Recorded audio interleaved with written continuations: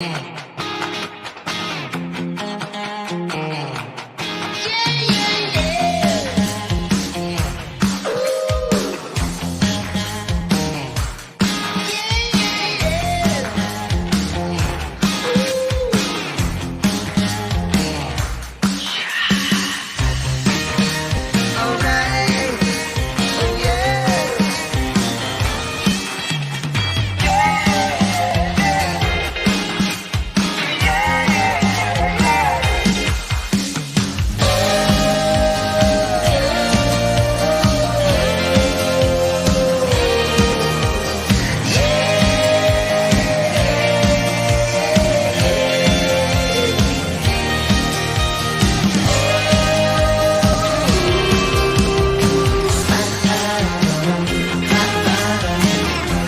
are listening to the Rip Griffin Show.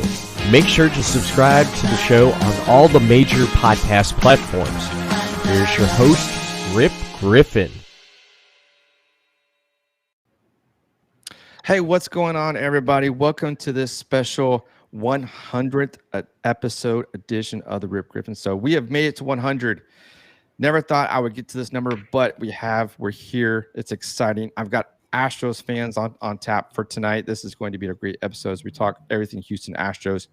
You know him on Twitter as Larry, the GM. He's not the official GM, but he's got a lot of good insight. And also joining me on tonight's episode is Alex Magoo, also big-time Astros fan, was there when the Astros clinched the division title. So we're going to talk a lot of great things on tonight's episode. Remember, before we get into tonight's episode, be sure to subscribe, rate, and review. Let me know how the show is doing. So with that, I'm going to welcome my guest. Alex, Larry, how you guys doing tonight? Good, Rip. Good. Just glad to be here. 100th episode, man. I want to be here for your 1000th episode. So that's what's going on. Let's make it happen. Let's do it, man. I'm excited. It's it's 100, but now we're heading for 200 now. So Larry, Nice. also, Good. man, thank you for joining me as well.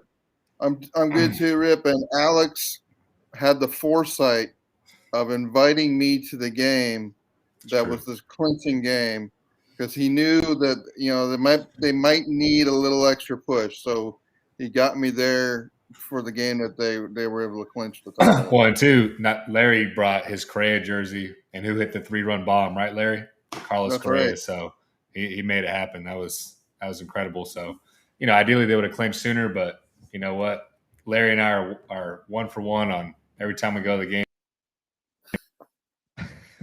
So let me ask you, how was that energy that night when they clinched the division there at Minute Maid Park at home after what seemed to be it took a long time, especially with the team being on the road, playing the Angels, with the Athletics, the A's, and it almost seemed like they could have clinched at any point, but they kind of strung it along and kind of kept us on our toes. And then finally they clinched it at home. How was that feeling like, that atmosphere? It started out a little bit rough because the game before they lost 7-0. So just kind of pins and needles there. But it was Correa bobblehead night, and then really it was just that one big swing, right? So kind of on edge that whole night. But you could tell Lance McCullers Jr. just you could tell he had his stuff, right? When he's going on all cylinders, it's pretty unstoppable. But it was really just that big home run, and then of course in the 9th inning it was on pins and needles when Altuve made that error. You had runners on first and second. You're like, oh shit! But once that final out went out, I think it was just a lot of exhale from the players, from the fans, everybody. It was like finally, we kept it on long enough. I thought we were going to clinch in Oakland, which would have been nice, but of course we all know that didn't happen. Right. I think Alex is right. There was like a tension in the crowd because they've been struggling along and playing about 500 baseball, and it just felt like there was a little bit of tension, and that was balanced with like Lance McCullers Jr. almost had this attitude like, I got this. And I am the ace. I got this. Just ride my back, boys, and I'm going to take you to the promised land. And Correa does what Correa does in big games, right? And And after Correa hit the home run, it was kind of like, okay, I think we got this.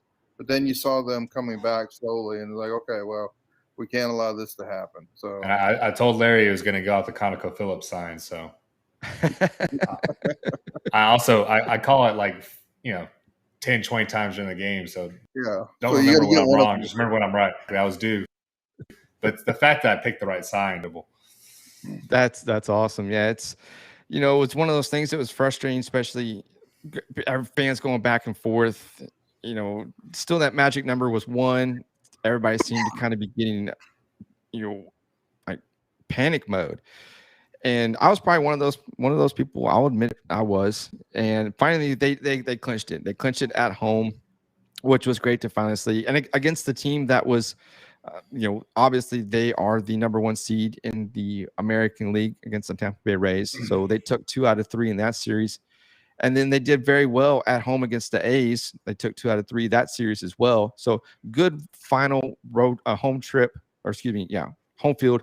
to end the season, to kick off the postseason, which we will be discussing on tonight's episode. So let's kind of recap the season real quick here. So the Astros finished 95-67. They were in first place in the American League West, their 4th title in 5 years, division title that is, and now their 5th straight postseason appearance. So what are your thoughts on how this season went? Did it go the way you kind of anticipated? Did the record kind of fall in line with what you thought it was going to be? Larry or Alex, either one can go first. I can go first. So I believe 95 felt about right, because I didn't think that they were going to have one of their 100-win seasons. Plus, after last year, you kind of wondered, like, was all this young pitching going to really come through? There's a lot of discussions about the pitching staff. How good was the pitching? Most of us thought that the batting was going to be pretty good, even without Springer. But 95 wins seemed about the right level. And so, I think the thing with the Astros that seemed challenging or odd is that they would have these games where they would just wipe out the opponents. Like they put 10 or 11 runs up, and then you have these games where it's just like there's no offense. And I kind of wondered about, like, what is the variability here? This is something I'm probably going to study in the off season.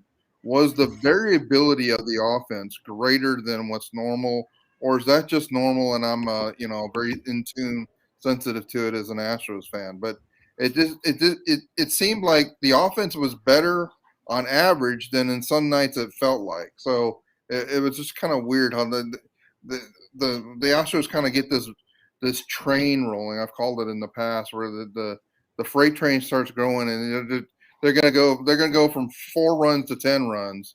Right. It's harder for them to get those first 4 runs, but once they get those first 4, it's pretty easy for them to get to 10. And it's kind of incredible to see it happen. So I think the season, you got a lot of great performances out of pitchers that really have stepped up, and it's going to be really interesting to see what those pitchers do in the postseason, and really going to be interesting to see how the bullpen holds up, because I think that's our Achilles heel. Okay, Alex, that's Larry Jim laying it out. You had to call a commentary to that. No, definitely. I think because like 2020 was really they're dealing with the controversy. They go under 500, and they kind of get hot in the playoffs, and you're like, okay, this is who the Astros really are. And then to start the year, you got no Justin Verlander, no George Springer, which Miles Straw in center field to see how well he was going to do every day.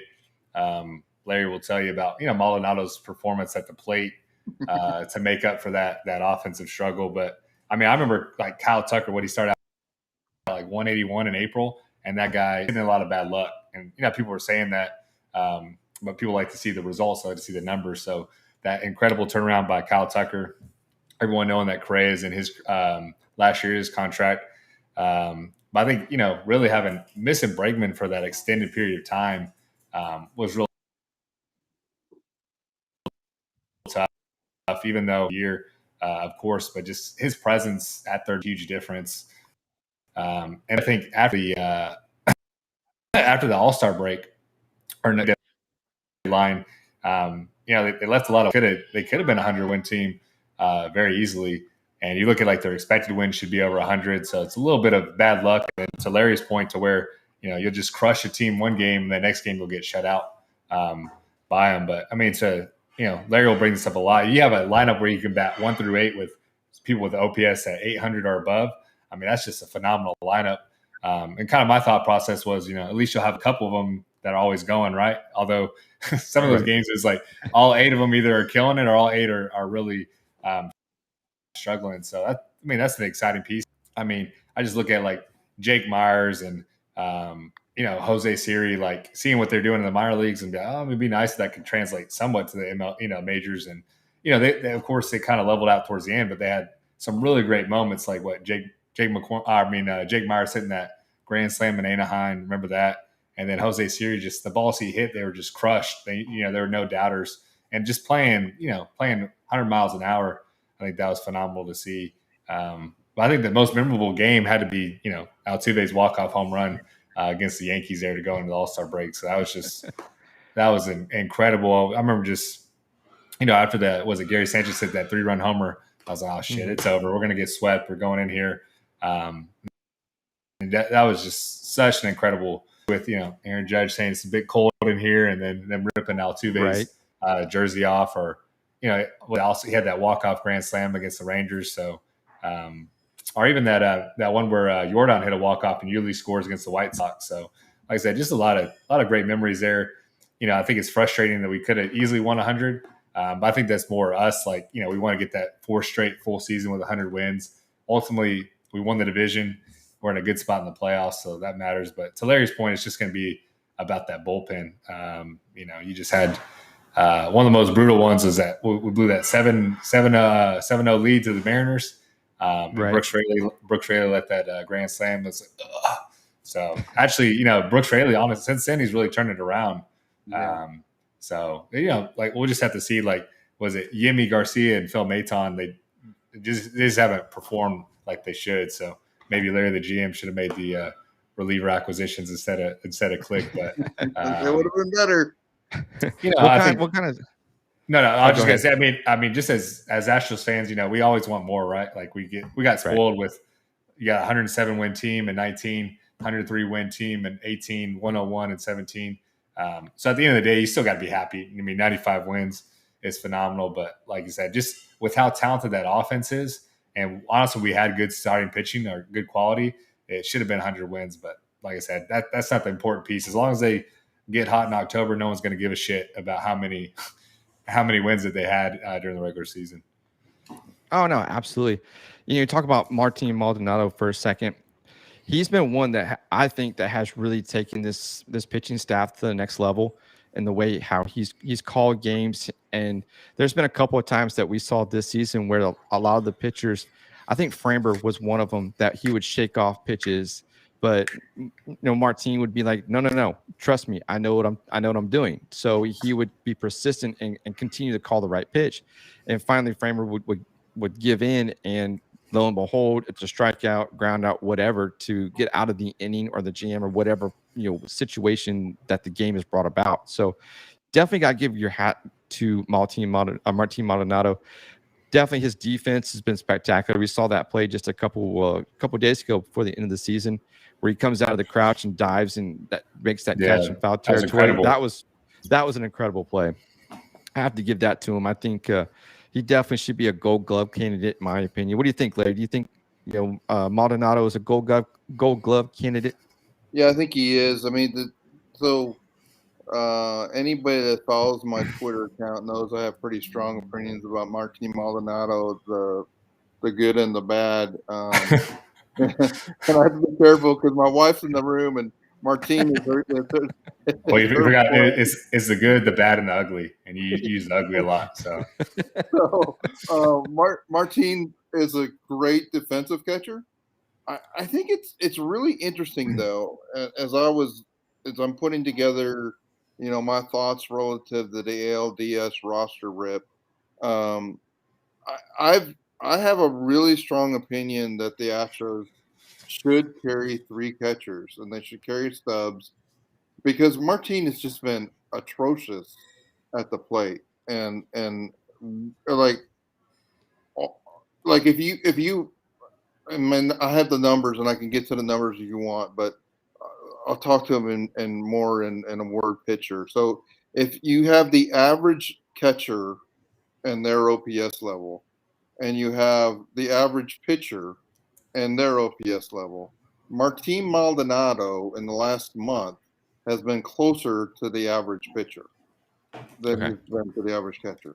It's just been that bad offensively, and so I believe the Astros should just go with that, or just utilize that the kind of mental image about Martin Maldonado as a hitter, and treat him almost as if he is a pitcher, right? So let him bat maybe the first 2 at bats to get his strong defense, but then after he's batted twice, he doesn't get to bat again in that game, and in a close game, and we actually pinch hit somebody like either Myers or McCormick or Diaz, one of those 3 goes in, and you get a much better a competitive at bat at that point, especially if there's somebody on base. And this is like the 5th or 6th inning, and people are going to like, Larry, you can't pull Martin Maldonado in the 5th or 6th inning. Well, I'm putting in, and this is why I have Stubbs on the roster. I'm putting Stubbs in the lineup at that point to play defense, right? So he doesn't bat. You've got McCormick or Myers or Diaz batting.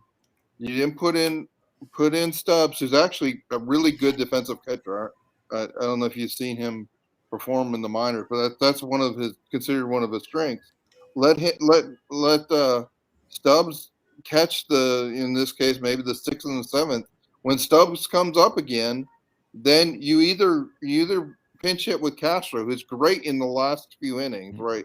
He's been great in the 8th and 9th innings, or you take the other, either Myers, McCormick, or Siri, or one of the other batters, and you've avoided essentially 2 at bats that would be with uncompetitive catchers batting, and either it's Castro in his element in the last innings, when Castro has actually been he's been as good as anybody on the team, honestly, in the last month batting. And I think I think the mindset has to be different in the postseason, that you can't give up at bats. You have to be aggressive, and that's what I would do. That's how I would use them. The other thing I found in the last, actually the last 24 hours, Castro, if you look at the ERA, so what's the role of the catcher? And I agree, Maldonado is a great defensive catcher, but at the end of the day, it's about preventing runs, right? And so if you look at Castro versus Maldonado, the ERAs of the team that the team gives up are statistically insignificantly different. They're like 0.03 different. And actually, if you look at the ERAs or the runs given up of the pitchers that are in the bullpen, they perform better when Castro's behind the plate than they do Maldonado. Now, I can't necessarily explain that. I don't know if it's a statistical anomaly.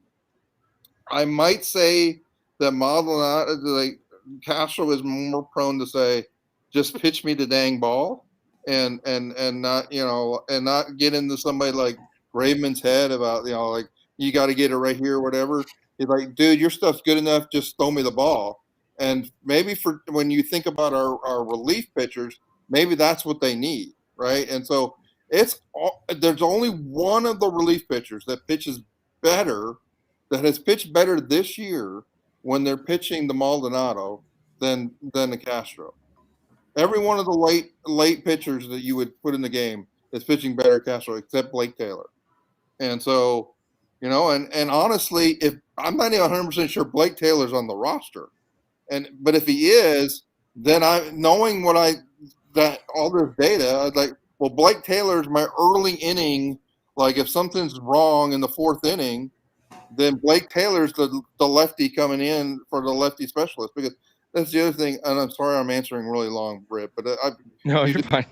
You've unpoked the bear because I've got all kinds of data going right in my mind. I've been deep into the data. Like if you look at the White Sox lineup, I mean, one of the things I've heard is that, man, they've got all righties, and they do, but the way the main hitters you're worried about are right-handed hitters, and they're much worse against righties and lefties. But their bottom of their lineup is more lefty oriented and switch hitting oriented, where those batters are actually going to be worse against a lefty. So I can see maybe Blake Taylor does belong on the roster. I entered my list, putting together the roster, not thinking that, but that was the conclusion I reached, and that's why I do have Blake Taylor on the roster. So essentially, what you end up with Greinke, who's better against lefties too, you end up with essentially 3 lefty specialists: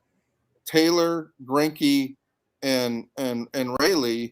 And you just look at, like, what are the kinds of hitters are these? Are they fastball hitters? Are they prone to strike out against sliders and off-speed pitches? Well, then then you adjust which of those 3 lefties you would use. I'd feel, even with Greinke's stats against the righties, I'd feel a little more comfortable in a situation where they bring in a right-handed pinch hitter and letting Greinke go through that. So one of the things that's been really hard for Taylor and Rayleigh this year is they really are the old lefty, the old loogies, right? The lefty one out guy, and that's in the 3 batter rule that it's not allowed to do that.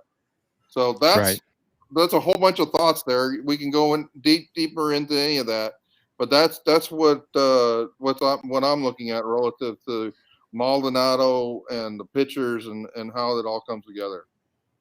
So basically, Maldonado's a good defensive catcher, huh? That's what Larry the GM thinks. Oh, yes, right. Thanks, Alex. But that's interesting that you would have Stubbs come in before Castro. Yeah. Because usually, I mean, the way that we've seen the games kind of set up is Maldonado will be in, and then Castro would come in as a defensive replacement. Obviously, we've seen him come in off the bench as far as pinch hitting is concerned, and it's done phenomenal in that particular role. But to kind of flip-flop, that's interesting. I never would have thought it. Usually, especially on my roster that I've got Maldonado, Castro, and Stubbs being the third, just as a he's there just in case if you need him type situation. But basically, the team would roll with 2. Right, Rip, and that's that's obviously the easy fallback position. But I mean, I think I've watched enough Castro this year to recognize, even if their ERA is being close, that they're and so I said the late guys and the mid and late guys are all better. The earlier middle inning guys are a little less good pitching to Castro than Maldonado. So and Stubbs Stubbs doesn't have enough innings that they pitched to him, but he's actually a really good defensive catcher. So the point being is, well, if Stubbs is a really good defensive catcher, then rather than give up the defense in the 5th, 6th, 7th innings, then why not use Stubbs in those innings? And even if you're at home, you can even use Stubbs up to the 8, the way 8, and you basically only expose Castro to the 9th inning potentially as the defensive catcher. And so I think that's just I think there's enough reality in thinking like, hey, Stubbs is a better defensive catcher, so let's just use it this philosophy, and then you just write. I mean, basically, if you go to extra innings, it's Castro for all the extra innings. So that's the way I would play it. Okay. So Alex, let me ask you. There's been a lot of questions about the rotation. We know Greinke is going to be in the bullpen. That's kind of the role that he's probably going to be given as the postseason gets underway. But where do you see Jake Odorizzi kind of fitting into this rotation? I don't. No, I'm just joking. No, I mean, I think he's kind of your oh shit pitchers, like oh shit, like kind of with Garrett Cole today, right? He only got 6 outs. who you're going to have that can come in and kind of eat some innings. But yeah, when you can go, LMJ, Framber, and you can go to Urquidy and then Garcia, I mean, you're pretty stacked. I think that's how we all wanted the rotation to be. We just didn't want to hurt Greinke's feelings, or he's a Hall of Famer, right? We don't want to, Larry the GM, he don't give a shit about feelings. He put in whoever he wants. He'll put in Garrett Stubbs before Jason Castro, but he's a rare breed where he thinks analytical and doesn't let all the other things get in his way. But I think, like you said, if you would ask truly how we want it set up, so I think this works perfect. To have Greinke, you can't teach pitching in those moments, right? Phil Maton and Yimi Garcia have done shitty in regular season games. It's going to be a completely different animal. So I'd much rather have a Greinke in there. Like I said, Jake Odorizzi, he's good twice through the lineup, right? We all know that. And I was even joking with someone, it's kind of the catch-22, right? How does he get better statistics going third time through the lineup if Larry the GM doesn't give him a chance to get those better statistics, right? So it's kind of, once he had a bad run at that, he never got the chance to kind of redeem himself. And of course, he didn't have a legitimate spring training. He's battling a lot of different issues like that. But at least he is a veteran pitcher. He has that capability. He's a better option than Phil Maton, Yimi Garcia. Hopefully they leave Blake Taylor off the roster. But he's a better option than those guys. So I think, you bring him in if there's that oh shit moment, or even to get, a couple innings to kind of bridge the gap there. Because I love me some Christian Javier as well. Right. But too, can you trust him to throw strikes? Especially, he did phenomenal in 2020, but there's no fans, right? If we're in Game 3 in Chicago, we're up by, a run in the 6th or 7th, then we need to bring in Javier. He walks the first guy. I mean, that crowd is going to let him hear it, and how is he going to respond? I just don't know if he's the right person for that situation. Yeah, I'm really struggling. I don't think Javier makes the roster. No, I don't think so.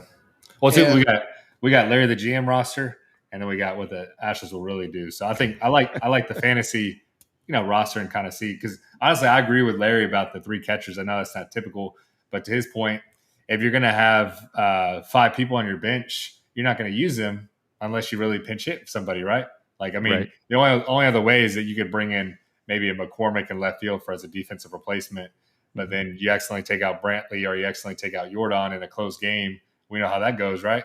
And then you got people, Larry the GM on Twitter, Dusty Baker, you piece of shit. It's a close game and he's not coming up. And, then we'll never hear the end of it. I've never said those words, but one could conclude those I got some bookmarks here. He said it. No, I'm just joking. I don't know. There's some people, I'm talking about Larry. There are some Dusty quotes that Larry goes, he's going hard at it. So don't let him fool you. So would you think maybe Odorizzi kind of falls into that similar role that Greinke's going to be in, and use him as a bullpen arm and essentially leave Phil Maton or Yimi Garcia off the roster? Yeah, I have Maton off the roster. I've got Yimi on. And yeah, to answer your first question, yes, I think you got Odorizzi kind of the long right-handed specialist, and you got Greinke as the long left-handed specialist. Now, he's not left-handed, but he's better against left-handed hitters. So I think so. Depending on what part of the lineup, and it's not as clean as I describe it, and White Sox may mix it up better than they have most of the year, but.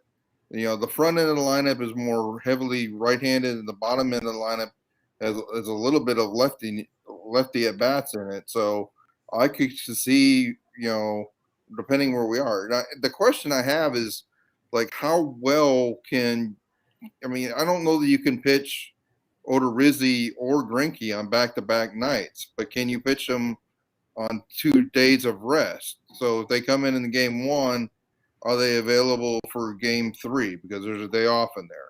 Or right. If you pitch them on game 2, are they available for game 4? That's what I'm not completely sure about either one of them.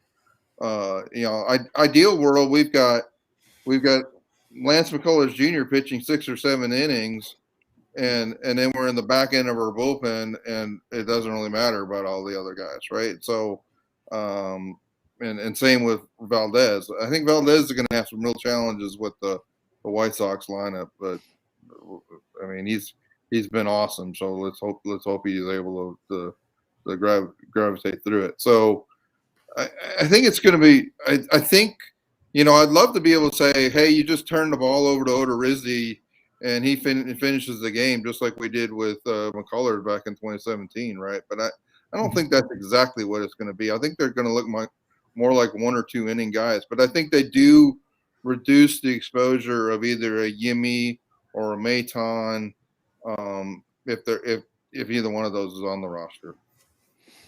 So I mean, it's October, so really it's all hands on deck.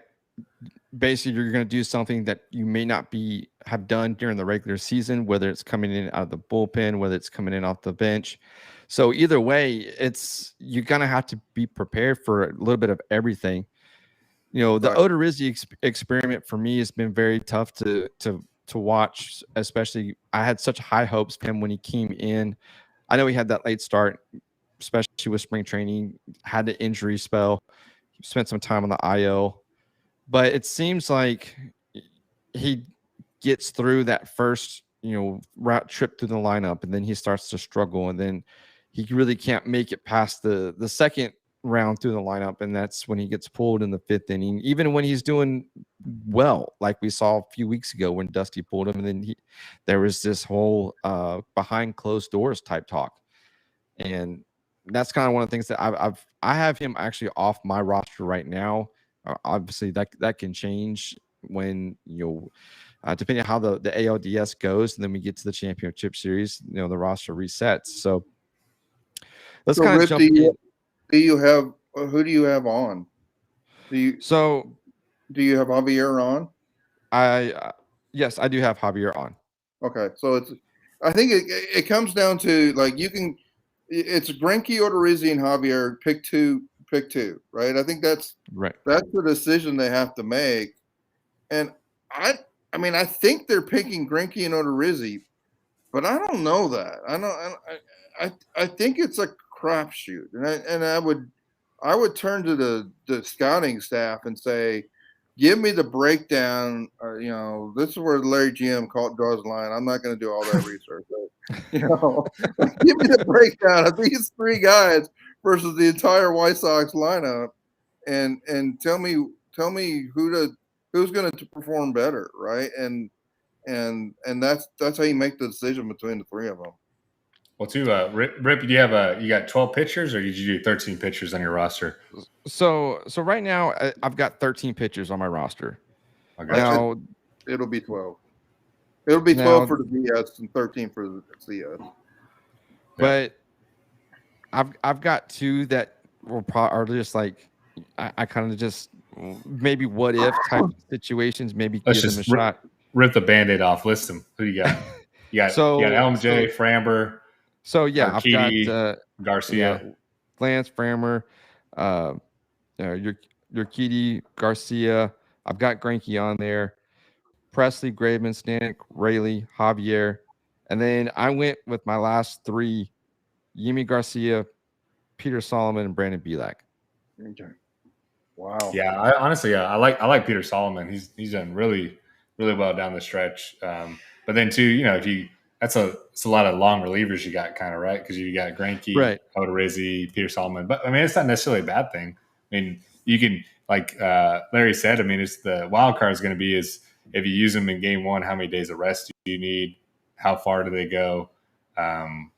Because really, was it because you got Stanek, Graveman, and Presley.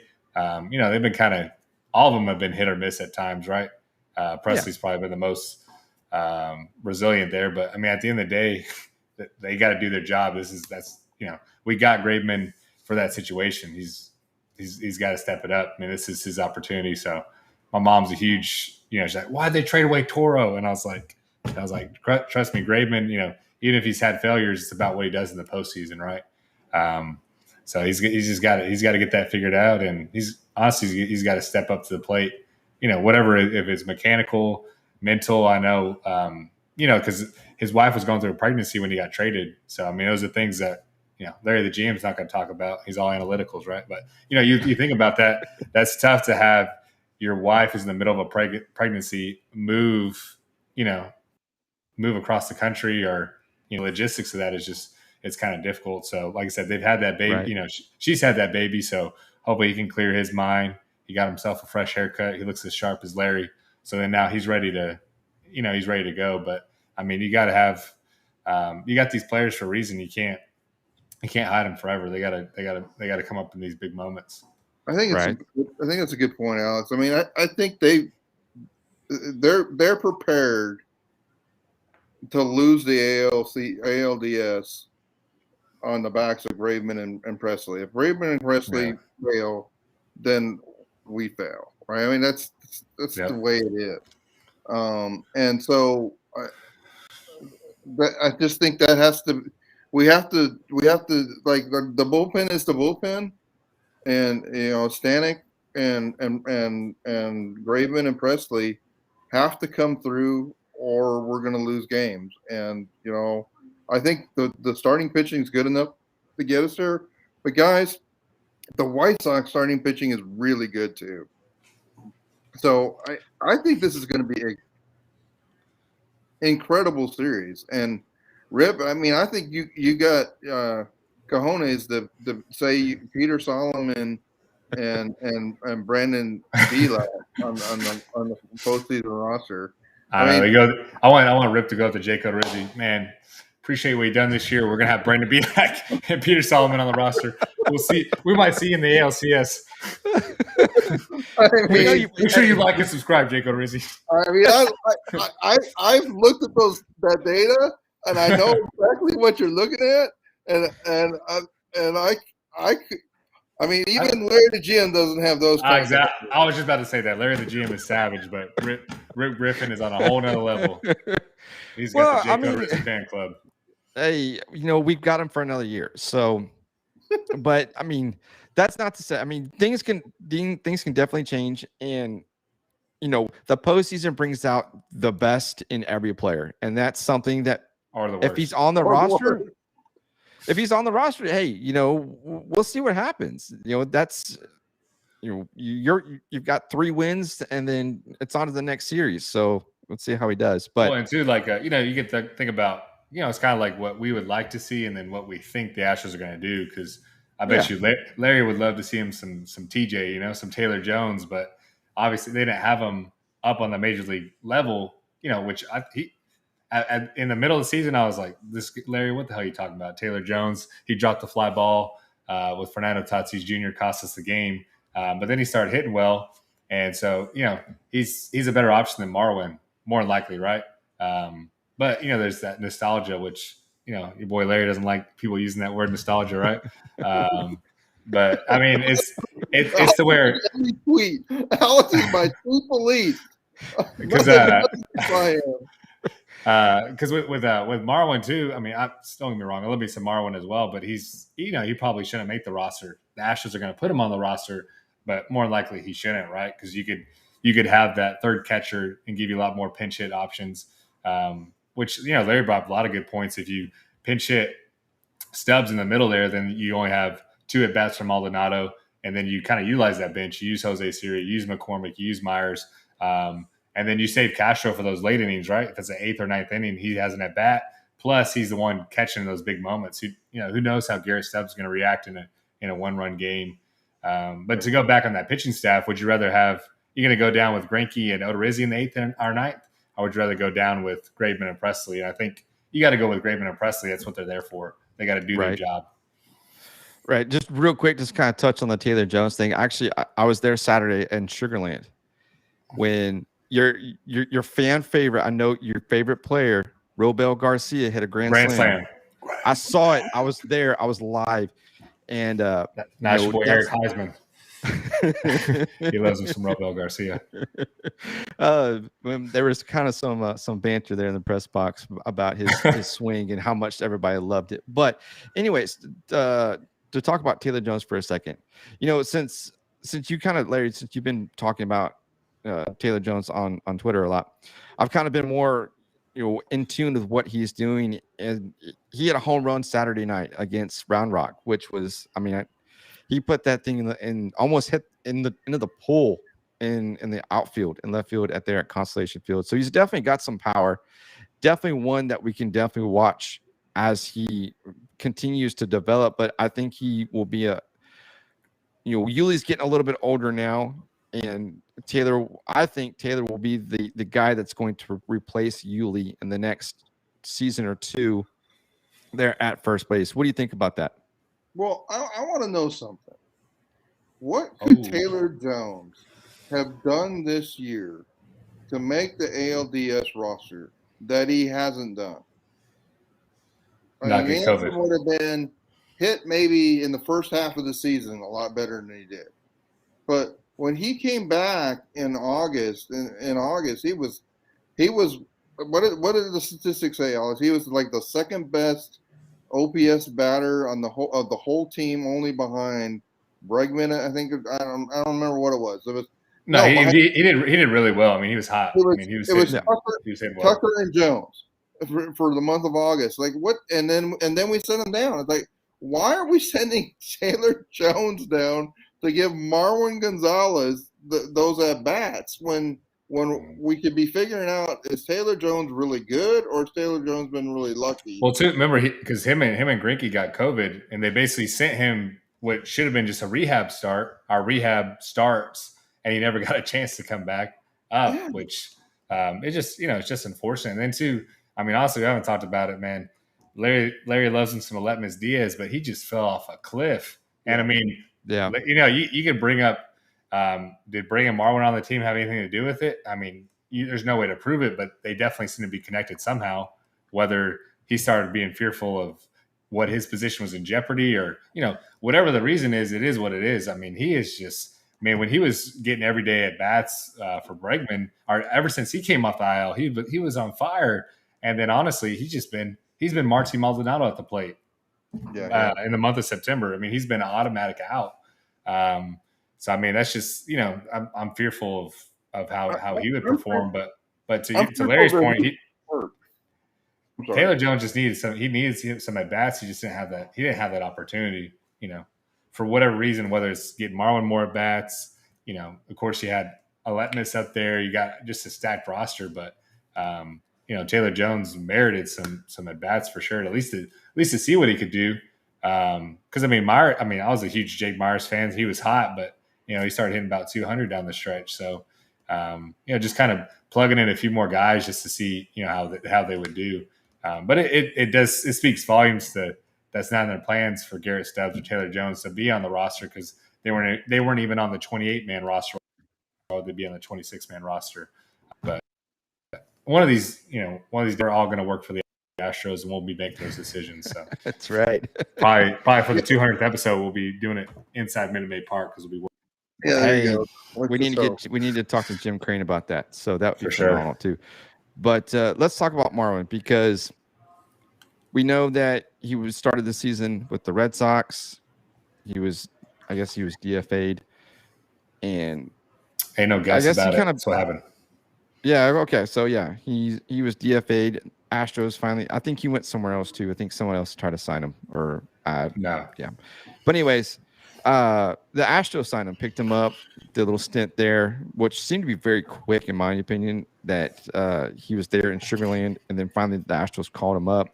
How does he fit into the scenario? Because I know he was there in 2017 when the Astros won the World Series. It almost seems like they're trying to, I guess you want to call it, getting the band back together as far as the infield is concerned, because the infield is the same infield from 2017.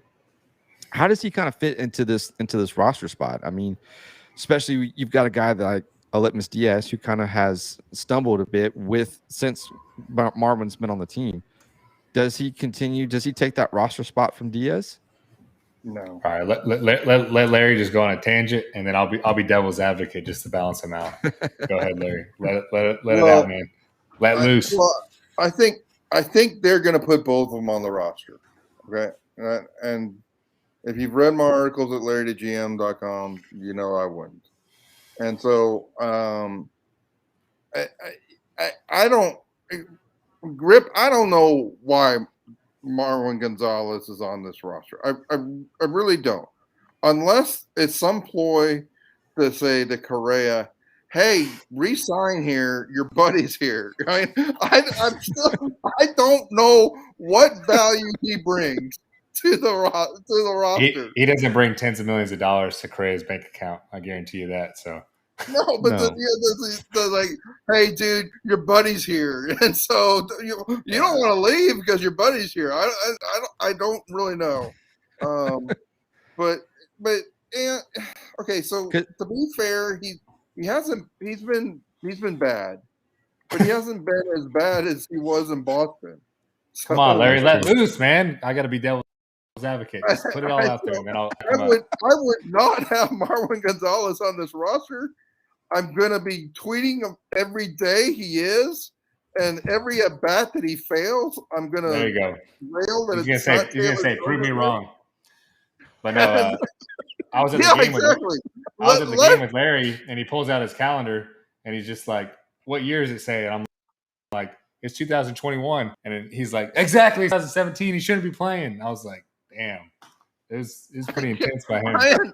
I just don't want Marwin Gonzalez on this roster, and I literally don't know what more one fan can do than what I've already done to say to the Astros they should not have Marwin Gonzalez on the roster. All right, let me be devil's advocate here. All right, so think about, Correa is the leader of the team, right? He's the one that backed us up during the scandal. That's the way he carries himself. So he goes up to the front office and he says, "Hey, Marwin's available. Let's kind of snatch him up." And so even if you look at all these other sports, right, like the Texans with Deshaun Watson or the Packers with Aaron Rodgers, it's all about the players feel like their voice doesn't matter. It's not heard, right? So to Larry's point, it could be a ploy of a little bit of, hey, Correa wants this guy. We're going to listen to our superstar. We're going to bring him aboard. But it's one thing to listen to him, bring him. He's got to earn that playoff spot or that roster. And like I said, I mean, he has had some big, he had that grand slam in Anaheim. He had a couple home runs Minute Maid. But, it's still batting 200, right? I mean, having someone who's successful 2 out of 10 times, he's not getting on base. And to your point, he has a very similar skill set to Letness. But, just I guess the devil's advocate piece, though, is that camaraderie in the clubhouse, right? Of the Correas, the Marwins.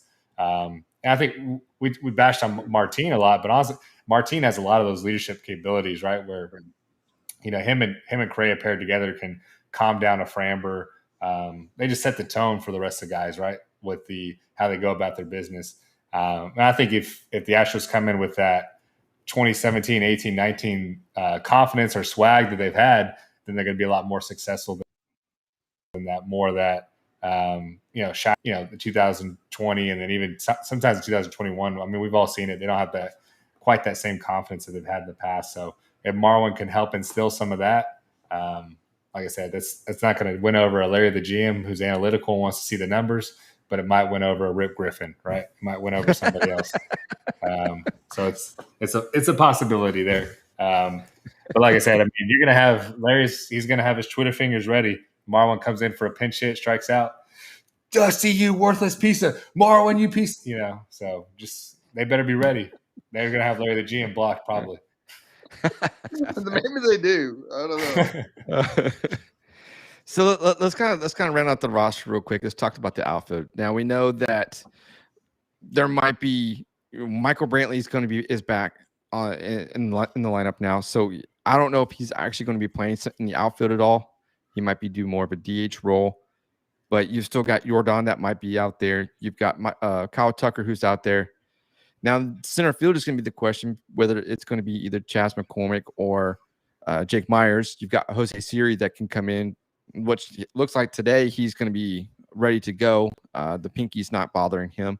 He's a man. So my question is, in this roster, and especially with the outfield, how do you think it kind of shapes up? Do you kind of think we go Alvarez, Myers, Tucker, or maybe switch it up a little bit?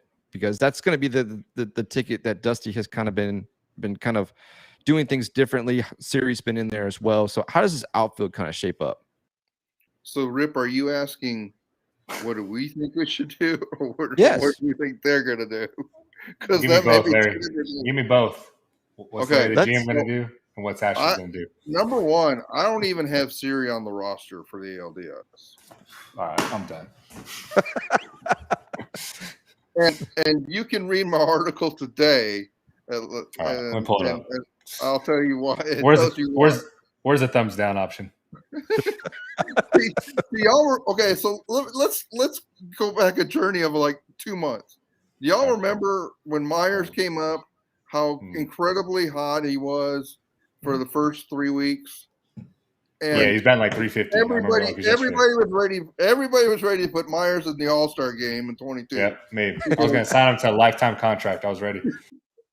Right, and since then, Myers has been. And I predicted in my article when I compared Myers to McCormick that Myers would regress, and the two of them were indistinguishable as far as their talent level, and they're the same player.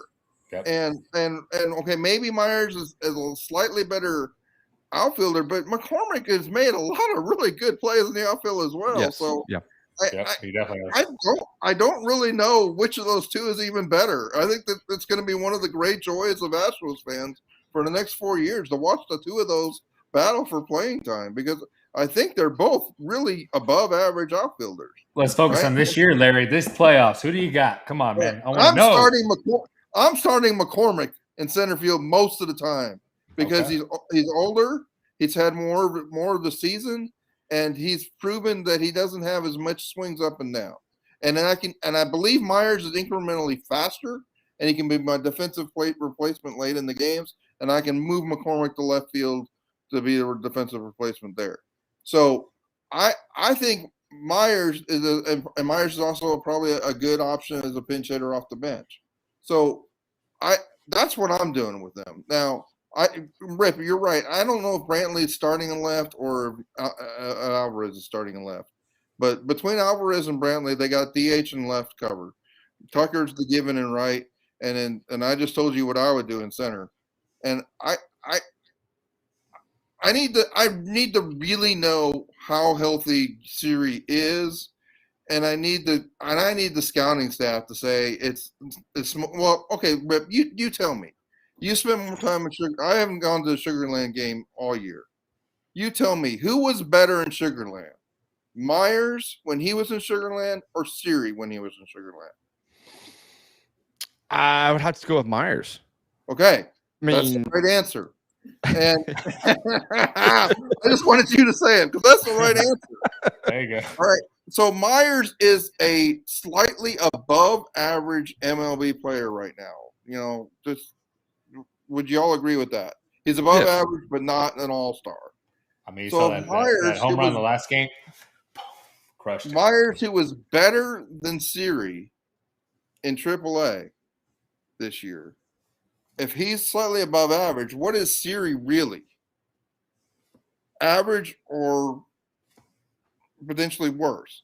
Now, no one believes that, but you look at it's in the article right now. You can see it, Alex, if you've got my article.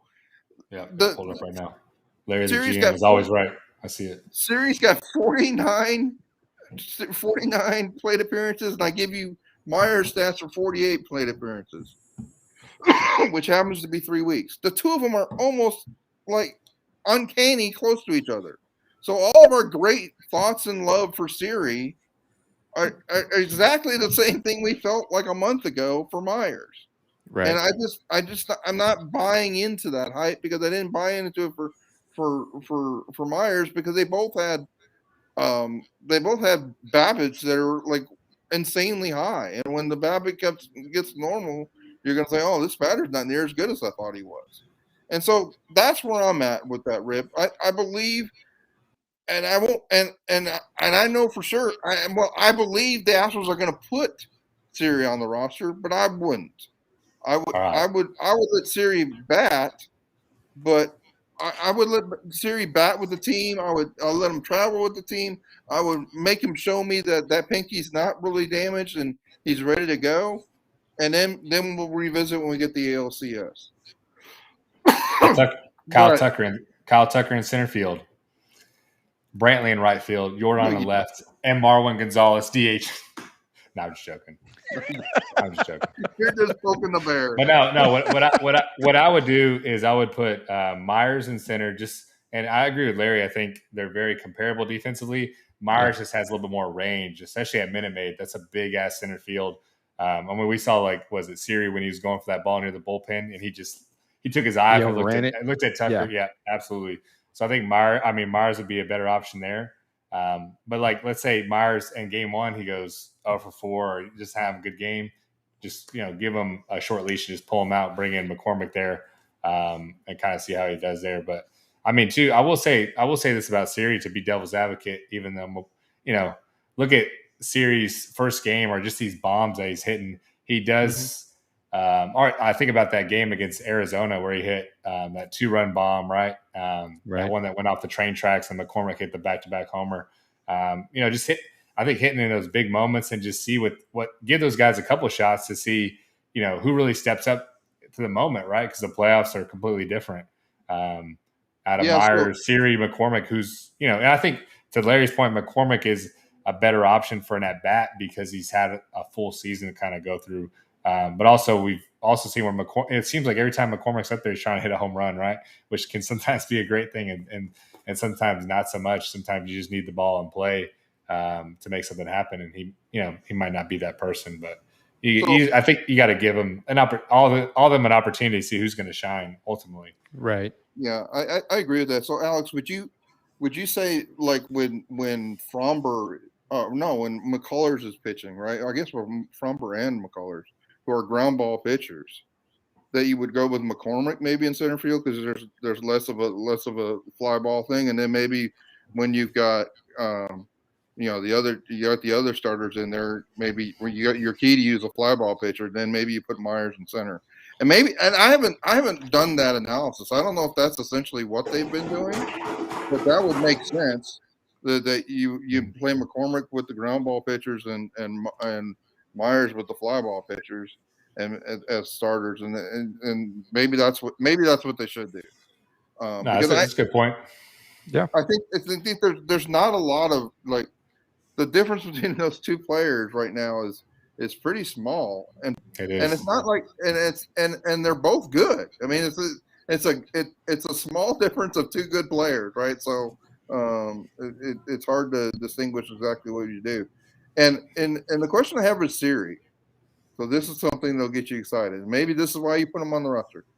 But Siri has a Randy or Rosarina feel to me. Like he could just come in and just say, Larry, screw you. I'm playing every day in center field, and I'm Randy or Rosarina all over again. And you're gonna be writing tweets and cheering for me and admitting to the world that you were wrong. And I'll be glad to do it. But that's the upside. It's hey, this guy could be Randy Rosarina for all we know. I'm just saying that there's a lot of similarities between where he is right now and where Myers was at the same point.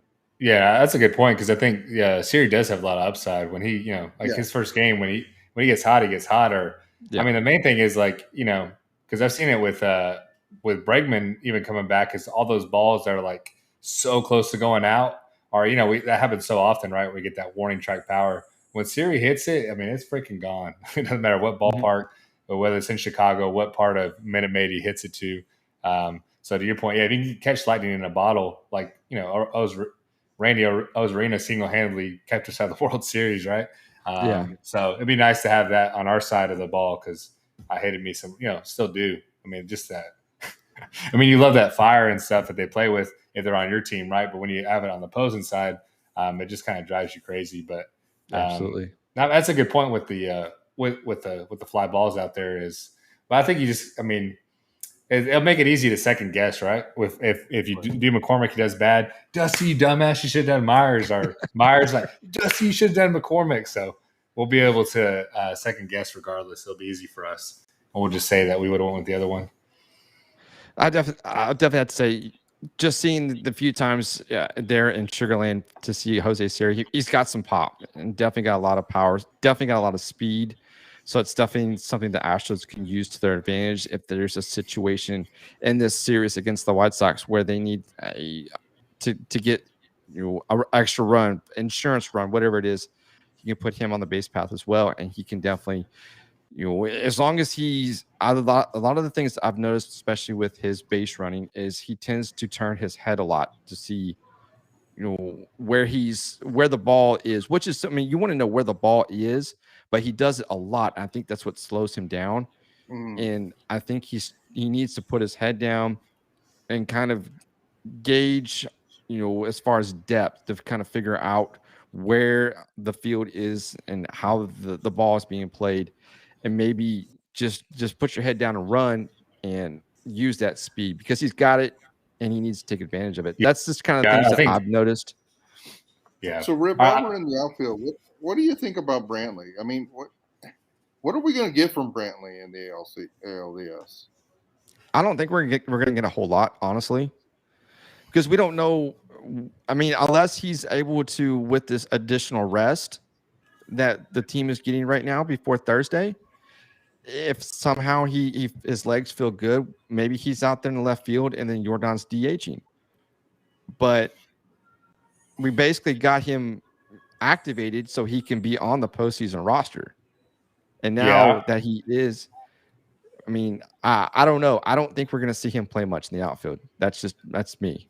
I think maybe game 3, but to your point, Larry, you got McCullers and Framber ground ball pitchers. I don't think there's a reason to necessarily put Brantley out there. But real quick, to just touch on Siri, I think everyone's pretty brutal about him overrunning that stop sign in Oakland. But I mean, you think about one of the key Astros postseason plays, 2017, the ALCS game 2. I mean, Altuve should have been easily out at home, but he forced he make a play and they didn't make it, and they won. And I mean, that was a huge turning point, in that series. And of course, we go on to win a World Series, which changes the course of our history completely. But too, I mean, that's where Oakland in that scenario had to make a perfect play. Tony Kemp had to throw a perfect tap. So I mean, it's always hindsight's going to be 20/20. But when you have that kind of speed, it puts a lot of pressure on them, force the opposing team to make a play. But I mean, to your point, Rip, his speed it's electric. It's Miles Straw-esque, and it's just it's incredible. So I think and then Myers and McCormick, not as good a speed as Siri, but having great speed, I think will be beneficial. So maybe we'll see some 2017 Game 5 Derek Fisher orange batting gloves, coming in there for the run. So Alex, you have Stubbs on your roster. You have Stubbs and Siri? Correct. I have Marwin off. I have 14 position players. 14. Yeah, you have Marwin off. Okay, so I have Stubbs and Jones, and so for me, it's really the debate between Jones and Siri. Yeah. No, I mean, like I said, I don't think Jones is. It's not bad whatsoever. But we'll see. I'm gonna tweet at you when Siri he just hits a big fucking grand slam, just big moment, and then you're like, this is one instance. I'm glad to be wrong, Alex. It'd be code word Randy, right? Or what this called? There you go. Everyone's going to be like, what the hell are these guys talking about? But we'll know. Code word Randy. They got to listen to this episode so they know exactly what's being talked about. So, all right. So real quick, we'll kind of just round out this episode real quick here. Let's talk about this ALDS real quick. How do you think it's going to look as far as how the Astros will do against the White Sox, a team that we don't know whether or not Carlos Rodon's going to be in the rotation? Dallas Keuchel kind of struggled there for a little while, but they still have a very young, powerful offense going against a veteran manager in Tony La Russa. So how do you see this series shaping out? We've got 2 veteran managers, 2 offenses that can put up runs, pitching staff that's good, bullpens that are good. Like you mentioned, Larry, it's going to be a great series regardless. But how do you guys see this series kind of playing out? It's going to be like 2017, 2018, except besides the Cleveland Indians, it's going to be the one. I see it being a sweep or going 4 games. I think they're going to kind of take care of them. But I mean, like we all know, it's the postseason. Anything can happen. Someone has a bad game. Garrett Cole goes, gets 6 outs, and there goes your season. But no, I mean, there's a lot of X factors, of course. But I think, starting out at home, like you said, Rip not having Rodon. I mean, he's been their best pitcher. He's the one that in that 4-game series that shut us down. We lit everybody else up. So I mean, that's what I see. But I mean, of course, it could be it'd be unlikely, but the White Sox could possibly sweep, or of course they could win. But it's going to be a tough series for them to win, especially if they have to face Lance McCullers Jr. twice with the amount of experience that he has. I mean, who on their roster has that kind of postseason experience? Exactly. He's closed out 7 of the World Series.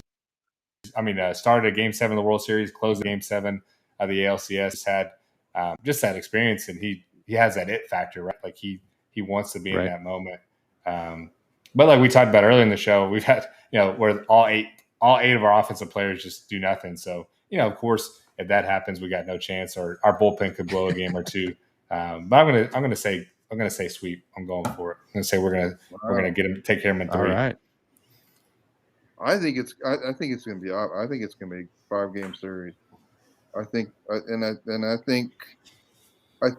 McCullers Jr. is going to steal his moment in time with Astro fans for eternity this offseason, this postseason. I think he's going to.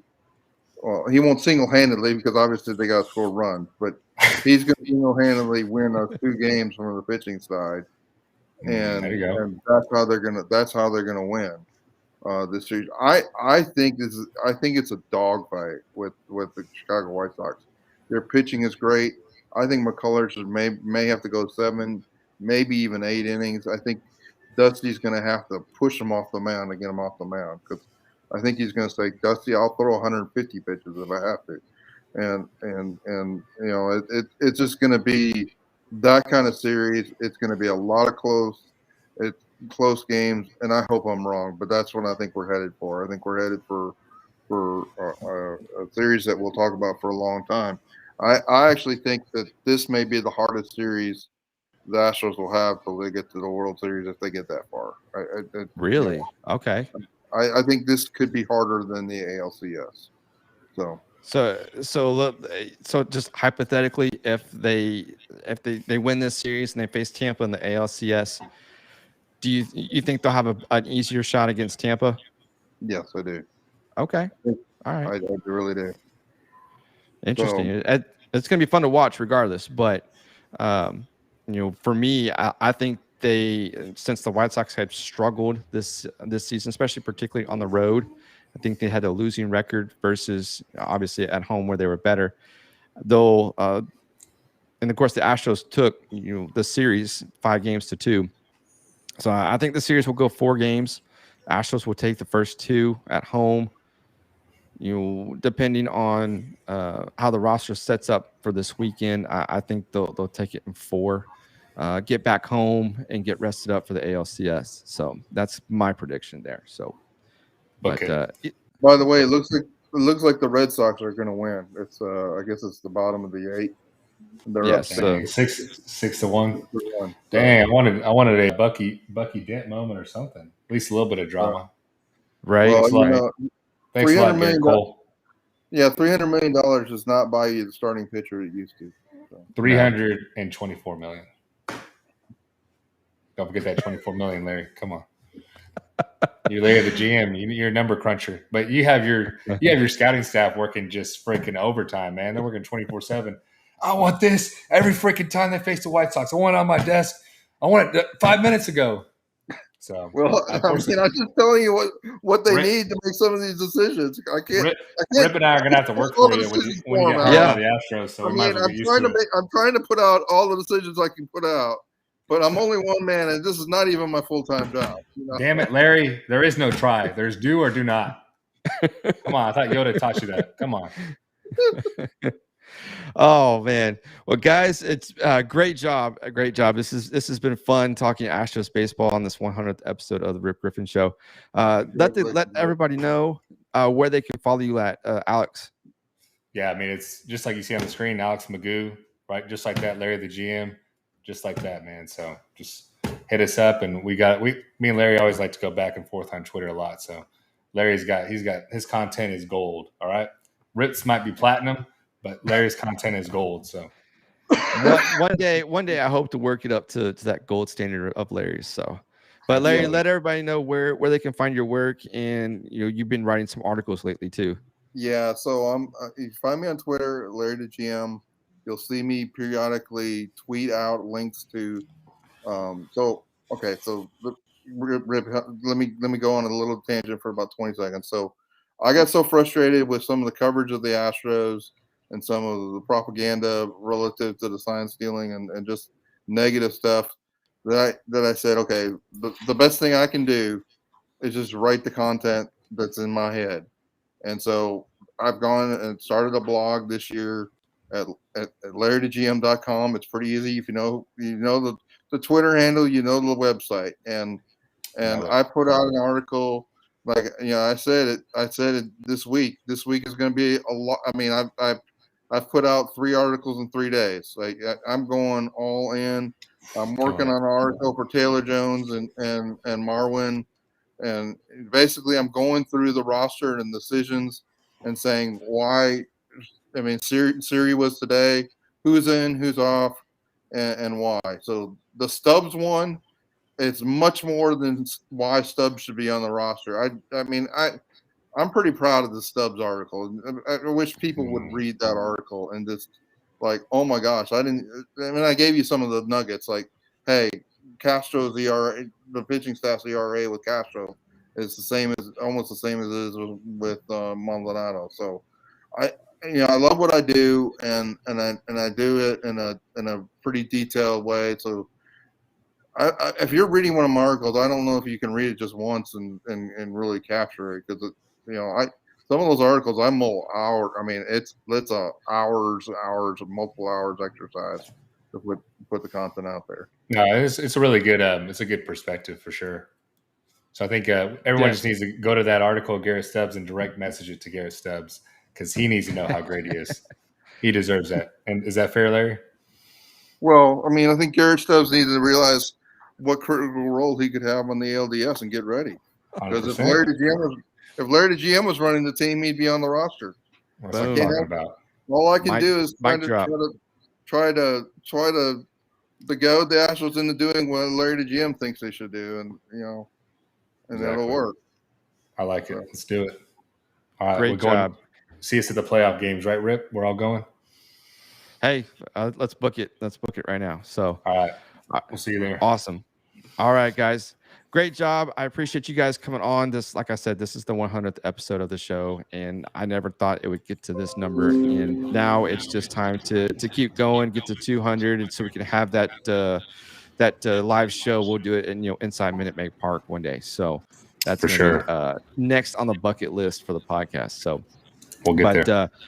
That's going to do it for this episode, guys. I truly appreciate everybody that has tuned in over the last 100 episodes. It's great. Been great. Looking forward to doing more. So remember, you can always follow the show at Rip Griffin Show on Twitter. And if you ever have any questions, call in with questions. We can do a mailbag. That number is 210-263-3253. So that's going to do it for this episode, guys. Take care.